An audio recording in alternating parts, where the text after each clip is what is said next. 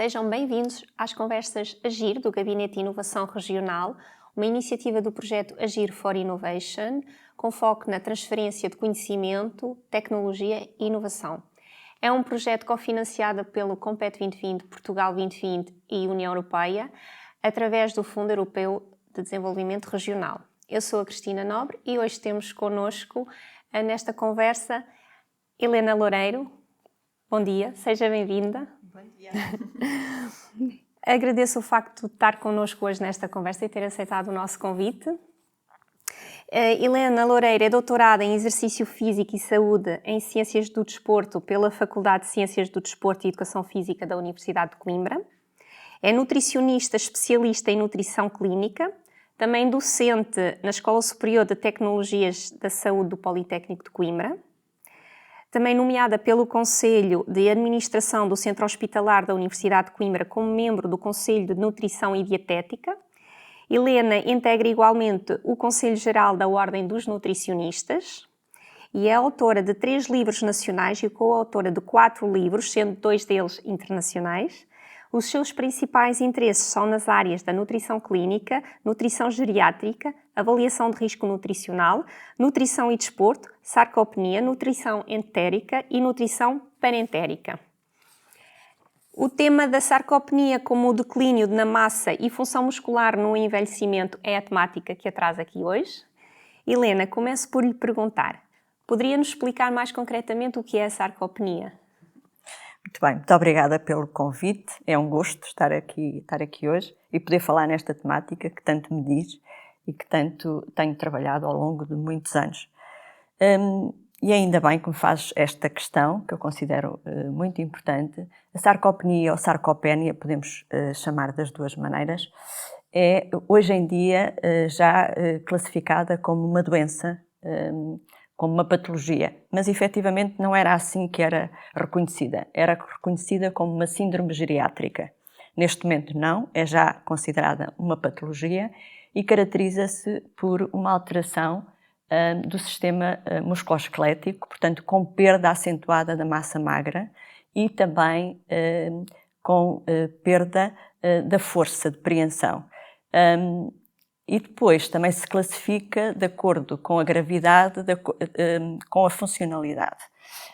A sarcopenia é uma patologia muito interessante porque ela começa a instalar-se por volta da 3ª década de vida.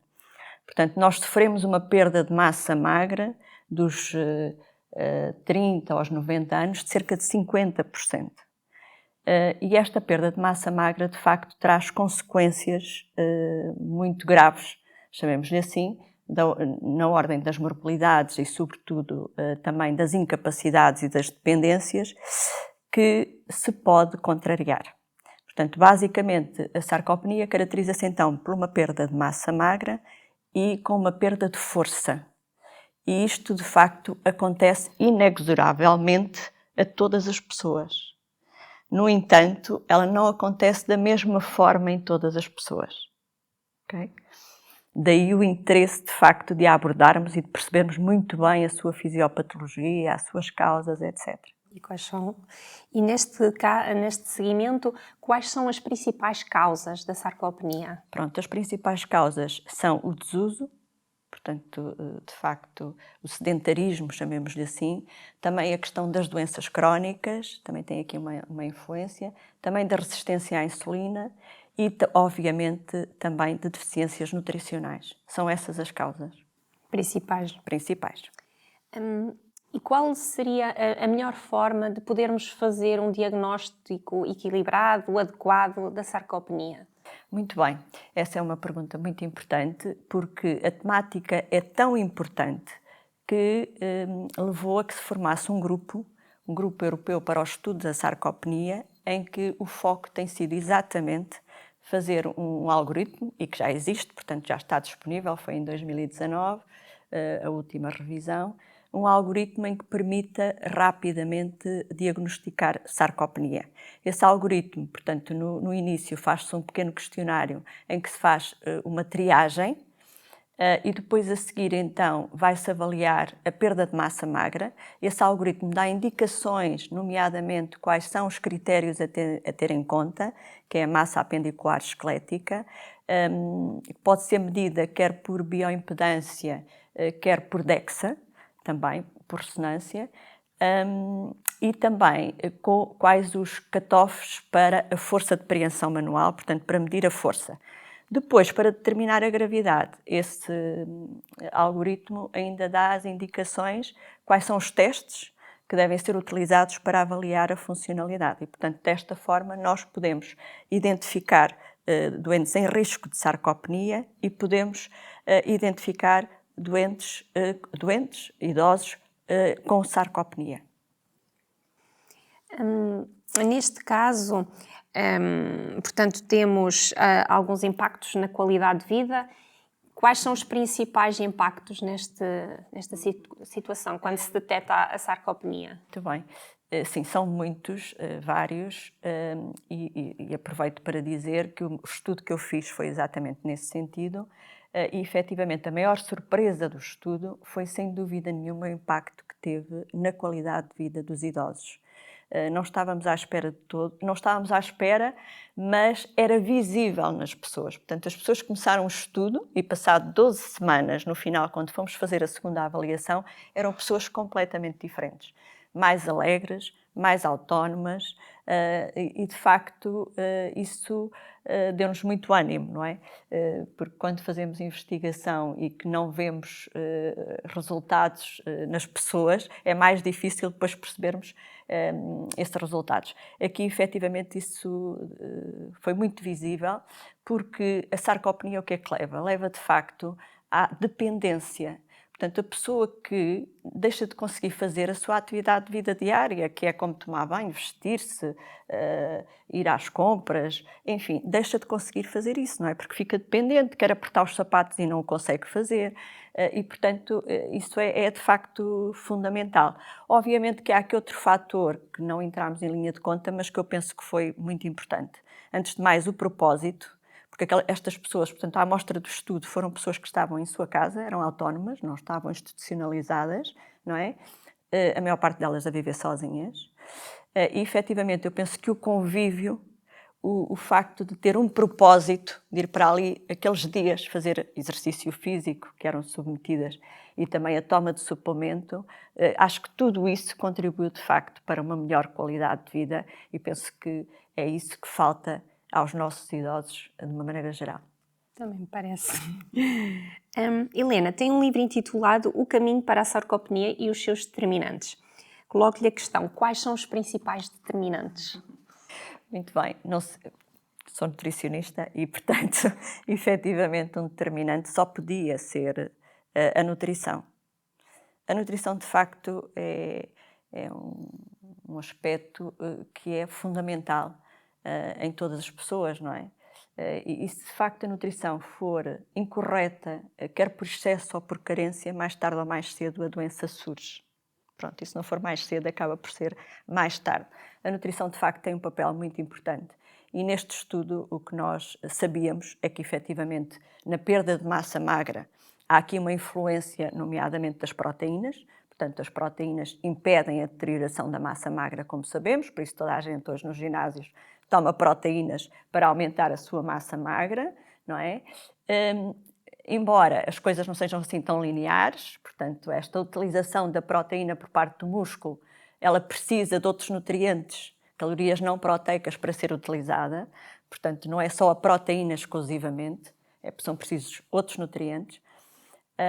Mas, de facto, o que se sabe é que as proteínas de altíssimo valor biológico, que são aquelas que encontramos, por exemplo, no soro do leite, a whey protein, que tanto se fala, são fundamentais para, de facto, que haja hiperplasia muscular, que é esse o objetivo. Portanto, a nutrição tem aqui, de facto, um papel importantíssimo e que, ao contrário do que se diz que os idosos não precisam de consumir grandes quantidades de alimentos, porque já são idosos e não gastam as calorias, não é verdade. Efetivamente, se um idoso está mais parado, precisa de menos calorias, mas quer de proteínas, quer de hidratos de carbono ou de lípidos, ele tem até as necessidades aumentadas, nomeadamente da proteína, como acabei de dizer.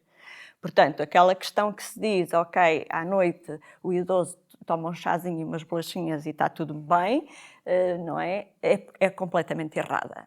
Portanto, as proteínas são fundamentais aqui eu estou a falar em idoso, mas temos que perceber que esta doença, esta sarcopenia ou sarcopénia, começa por volta dos 30 anos de vida. Portanto, começamos logo a envelhecer. E, portanto, esta contrariedade, do ponto de vista de termos um cuidado no consumo, nomeadamente das proteínas de alto valor biológico, tem que começar antes. Mas o idoso também necessita. Portanto, a nutrição, sem dúvida nenhuma, é um papel muito importante, nomeadamente mais focado na questão das proteínas de alto valor biológico. Para quê? Portanto, para impedir esta progressão. Esta progressão vai sempre acontecer. Mas o que nós percebemos no estudo que eu fiz foi exatamente que, intervindo, nós tivemos pessoas que tinham sarcopenia no início e deixaram de ter, não é? Ou então aqueles que tinham e passaram a ficar em risco apenas. Portanto, esta intervenção, e houve uma intervenção com as proteínas e depois também com o exercício físico, que era o que eu também queria falar. Portanto, aqui dois aspectos, dois fatores que são modificáveis, em que podemos intervir, porque as doenças, como eu disse, a resistência à insulina, etc., não podemos intervir, não é? Mas aqui nestas duas questões do exercício e, de facto, da suplementação proteica, podemos. Portanto, o exercício físico é outro dos determinantes. Não é um exercício físico qualquer, é um exercício de força e de resistência. Portanto, não é preciso a pessoa andar a fazer grandes corridas, não é? É um exercício de impacto e de força, mas de facto é fundamental a pessoa mexer-se, não é? E de facto fazer este tipo de exercícios, subir as escadas, por exemplo, em vez de ir no elevador. Portanto, exercícios simples. E nós o que percebemos, também para dizer isto, que no início do estudo nós tínhamos pessoas que tinham grandes dificuldades de mobilidade, que precisavam de se encostar ao vizinho de lado para conseguirem andar. E no final não precisavam nada disso. Esta foi também um aspecto fundamental. Portanto, os dois determinantes são, sem dúvida nenhuma, a nutrição, nomeadamente aqui as proteínas, e então o exercício físico, exercícios de força e exercícios de resistência. Dois fatores essenciais. Essenciais e modificáveis. Portanto, que nós podemos intervir nesta doença inexorável que podemos Conseguimos dizer. ter impacto Exatamente. na qualidade de Na vida. qualidade, que depois vai ter todas aquelas questões, porque há bocado perguntava-me e eu não respondi tudo o que queria, porque na questão da qualidade de vida, e quando de facto existe uma sarcopenia instalada, quais são os riscos? É que as pessoas de facto têm, tudo isso de dependência, mas, por exemplo, caem com muita facilidade, maior risco de quedas, e sabemos o que é que isso implica nos idosos, uma queda, não é? Em que podem ficar acamados para o resto da vida, não é? E, portanto, tudo isso devemos ter em conta, que são benefícios que, se pudermos contrariar esta doença, que vai acontecer a toda a gente, não é? Não é só este ou aquele, é toda a gente, é inexorável. Mas podemos, de facto, impedir que seja tão inexorável, que seja, de facto, tão limitante, tão progressiva. Muito bem. Então, falou-nos da suplementação proteica, que pode ter efetivamente um papel na sarcopenia fundamental. Quais os suplementos que indicaria mais adequados, mais saudáveis, o que nos poderia recomendar? Muito bem. É evidente que a nutrição, através dos alimentos, nós conseguimos também fornecer estas proteínas, como já expliquei, não é? Muitas vezes, de facto, os idosos têm dificuldades, até porque ficam saciados rapidamente, falta de apetite, dificuldade às vezes até em cozinhar os próprios alimentos, e portanto os suplementos podem ser uma ajuda. Eu acho que são uma ajuda importantíssima. Porquê? Porque são os doentes, os idosos até associam muito a um iogurtezinho, porque tem o mesmo aspecto, tem inclusivamente sabores também como os iogurtes, a morango, a baunilha, a chocolate, a café, enfim, os sabores mais variados, mas é muito importante a questão que me colocou, porque hoje em dia nós somos inundados por suplementos em todo lado, não é? Nós vamos ao supermercado e há suplementos, internet compram-se suplementos, em todo lado. Portanto, eu quero esclarecer que quando eu falo aqui em suplementos, são os suplementos muito específicos, que são os suplementos para fins medicinais. Só se encontram nas farmácias e em mais sítio nenhum. E porquê é que eu estou a fazer esta ênfase nos suplementos medicinais? Porque são os únicos que são elaborados por empresas com base em estudos científicos. Portanto, eles estão suportados, muito bem suportados em evidência científica.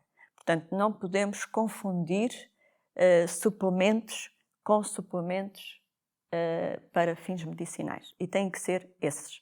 Porque, efetivamente, aquilo que eles dizem que têm.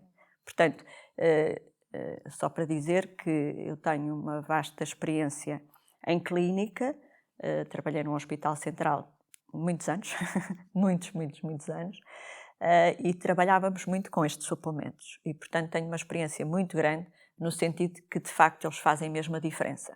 Portanto, aquilo que apregoam que de facto são os efeitos, efetivamente concretizam-se. E, portanto, são só esses. O único problema é que estes suplementos não são comparticipados ainda. A Ordem dos Nutricionistas tem feito uma grande pressão no sentido de serem comparticipados, porque já percebemos, podem ter aqui um âmbito muito alargado, não é, de aplicação, como que acabei de dizer, porque os idosos é a maior parte, como sabem, da população do nosso país, teriam todo o interesse. Eu lembro-me que em clínica muitas vezes colocávamos estes suplementos em doentes e quando chegávamos para saber para monitorizar, o doente dizia: "Ai, aquele iogurtinho fez-me tão bem, eu estou muito melhor." É sério. E isto é muito, enfim, muito compensador, não é? Quando vemos que de facto podemos ajudar de alguma maneira. Pronto, e então, não sendo comparticipados, eles atingem valores muito elevados na farmácia. Portanto, são de venda livre e isso não devia acontecer, porque efetivamente eles são um suporte importantíssimo, nomeadamente nesta questão da sarcopenia. Eu penso que fariam uma grande diferença por todas estas questões de facto, de haver por parte dos idosos essa dificuldade, muitas vezes, em nem saberem o que selecionar, acaba por fazer uma alimentação muito monótona, comer todos os dias a mesma coisa. E nós diariamente precisamos de cerca de 52 substâncias. Se comemos todos os dias a mesma coisa, nós conseguimos, de facto, levar ao organismo humano, não é? E ao contrário, eu queria que também esta ideia ficasse muito clara, ao contrário do que se pensa, efetivamente, os idosos têm até as suas necessidades acrescidas. Portanto, é um mito errado, absolutamente errado, de que os idosos não precisam, de facto, de comer grande coisa porque já não vão gastar e, portanto, não é necessário. Pelo contrário, vimos que têm aqui até lutas, no sentido de que esta perda muscular implica um grande catabolismo proteico e que temos que contrariar. E contrariar tem que ser, de facto, com este nutriente que acabei de falar e com o exercício físico ao mesmo tempo, porque o exercício é que vai promover esta hiperplasia do músculo. Uma coisa sem a outra não vai funcionar. Helena, muito obrigada. Foi um prazer tê-la aqui connosco hoje nas conversas Agir. Muito obrigada. Para mim é que foi um prazer. Muito obrigada. Obrigada.